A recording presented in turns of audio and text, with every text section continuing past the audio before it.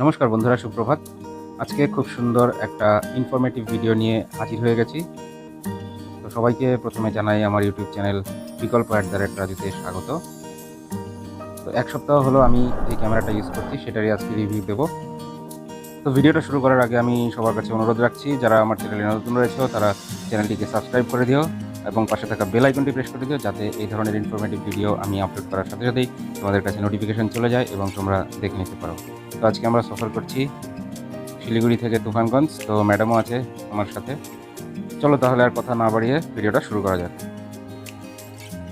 আজকের যে বিষয় সেটা হচ্ছে লো বাজেট ক্যামেরা। তো আমি যেই ক্যামেরা দিয়ে এখন শ্যুট করছি সেই ক্যামেরারই রিভিউ তোমাদের সামনে তুলে ধরতে যাচ্ছি এবং কোনো রকম এডিট ছাড়া ভিডিও কোয়ালিটি কীরকম আসছে ডেতে এবং নাইটে, তো সেটাই তোমাদের সাথে শেয়ার করতে যাচ্ছি। তো তোমরা দেখতে থাকো ভিডিওটা সম্পূর্ণ। বিভিন্ন রেজলিউশনে কিন্তু ভিডিও ক্লিপসগুলো দেওয়া আছে, আর থাম্বনেল দেখে তো বুঝেই গেছো ক্যামেরাটা হচ্ছে CASON CS6।